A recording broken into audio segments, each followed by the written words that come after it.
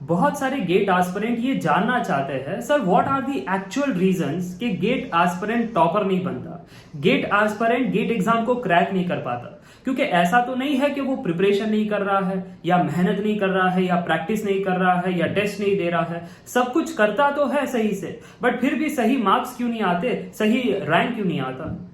मैं अपने personal experience से बता रहा हूं सारी चीजें। मैंने इतने सारे स्टूडेंट्स को मेंटर किया है, कुछ स्टूडेंट्स आईआईटी में है, आईएससी में है, कोई पीएसयू में है, तो कोई नहीं भी कर पाया क्रैक।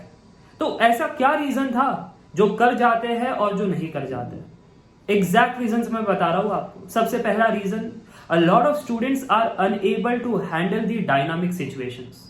जब आप गेट 2022 एग्जाम लिखने जाओगे तो आपको भी नहीं मालूम कि पेपर कैसे आएगा, पेपर टफ आएगा या पेपर इजी आएगा।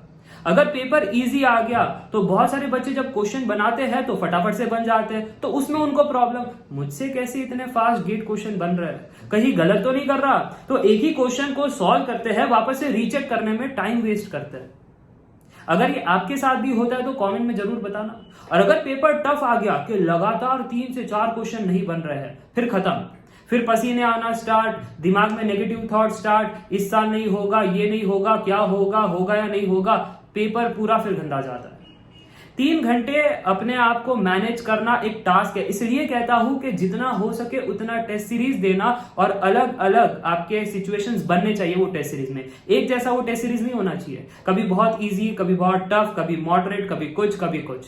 अगर ऐसे टेस्ट सीरीज दोगे तो वो हैबिट हो जाएगी to adjust the dynamic situation. तो कमेंट करके जरूर बताना आपके साथ भी ऐसा होता है कि जब टेस्ट सीरीज टफ हो जाती है तो आप एकदम से हाइपर हो जाते हो और जो क्वेश्चंस आपसे बनने चाहिए थे वो भी आप गलत करके आ जाते हो। ये सबसे पहला रीजन है। जो रैंकर बन जाते हैं, जो नहीं बनते, जो रैंकर होते हैं वो एडजस्ट करने में माहिर है और जो रैंकर नहीं बनते वो हाइपर हो जाते हैं।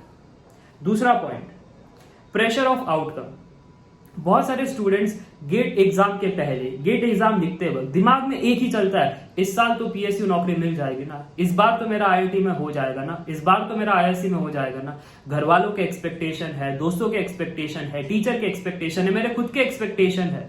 अगर नहीं हुआ तो, अगर इस साल भी नहीं हुआ तो, और जो ड्रॉप लेकर बैठे हैं, मेरा 1 साल तो बर्बाद हो गया, अगर इस साल भी नहीं हुआ तो। जो प्रेशर ऑफ आउटकम है ना, इस वजह से आपकी पूरी मेहनत पर पानी फिर सकता है और बहुत खतरनाक है। और किसको बताने जाओगे आप ये, क्योंकि ये सारी चीजें इंटरनल चल रही है, कोई बाहर से देख भी नहीं सकता कि आपके दिमाग में चल क्या रहा है। तो एक ये बड़ा इंपॉर्टेंट फैक्टर हो जाता है। Lot of students are unable to handle the pressure of outcome. अरे कृष्णा ने कहा है यार, कर्मण्या वाधिका रस्ते मां फलेषु कदाचन। मेहनत करते रहो यार, फल की चिंता मत करो। और अगर करोगे चिंता तो फिर तो मेहनत नहीं कर पाओगे, अगर मेहनत करोगे तो फिर चीजें बनने की पॉसिबिलिटी है, मेहनत नहीं करोगे तो गारंटी है कि चीजें नहीं मिलेगी। आगे बात करता हूं, थर्ड है लो कॉन्फिडेंस। अब है ना, बचपन से एक आदत है कि कुछ भी काम करना है तो पेरेंट्स से पूछो, कुछ बड़े डिसीजन लेने हैं तो कोई हायर अथॉरिटीज से पूछो, या कुछ भी अगर करना है बड़े भाई से, दोस्तों से, टीचर से बात करके करो। गेट एग्जाम का जो डिसीजन है वो एक्चुअली आपने खुद ने लिया है। पेपर लिखने जाओगे उसके बाद की जो अपॉर्चुनिटी आपको खुद को लेनी है। तो बड़ा लो कॉन्फिडेंस होता है अनसर्टन रास्ते में ट्रैवल करने के लिए। ये जनरेशन की ये प्रॉब्लम है, रिस्क लेने से डरते हैं। मतलब जाबाज लोग नहीं है जो पहले हुआ करते थे, विजन और लीडरशिप वाली क्वालिटी की कमी है।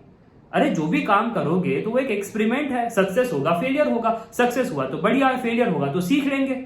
अगर ये एटीट्यूड बना लोगे कि खिलाड़ी है यार, खेल लेंगे, इस साल नहीं हुआ तो कोई और पीएसयू कंपनी में चले जाएंगे, उनकी एग्जाम्स होती है, अगर वो नहीं हुआ तो कुछ और कर लेंगे, बट कुछ ना कुछ तो कर ही लेंगे भाई। अगर टैलेंट है, अगर स्किल डेवलप किया है, कंसेप्ट क्लियर है, तो कौन रोकेगा मेरे को।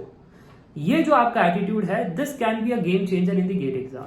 जो चौथा पॉइंट है वो है रिवीजन का। Revision is very boring process, बहुत सारे स्टूडेंट छोड़ देते हैं।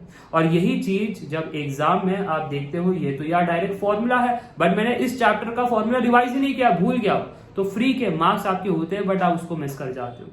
और लास्ट है पर्सनल इश्यूज। ये शायद आप किसी से शेयर नहीं कर पाते कि आपके अगर ब्रेकअप हो गया है, रिलेशनशिप इशू है, फाइनेंस इशू है, या फिर हेल्थ इशू हो रही है, तो ये पर्सनल इशू के कारण वर्ष भी बहुत सारे GATE aspirant GATE exam crack नहीं कर पाते। और इसको डील करने के लिए मैं पहली बार आपको वार्न कर रहा हूं कि हेल्थ को सही बनाना, ठीक है, अच्छी नींद निकालना, अच्छा खाना खाना, अच्छी एक्सरसाइज करना, अपने हेल्थ पर काम करना। पर्सनल इश्यूज अगर आपके रिलेशनशिप के हैं तो यार जब गेट एग्जाम के लिए प्रिपेयर कर रहे हो, career is the main thing.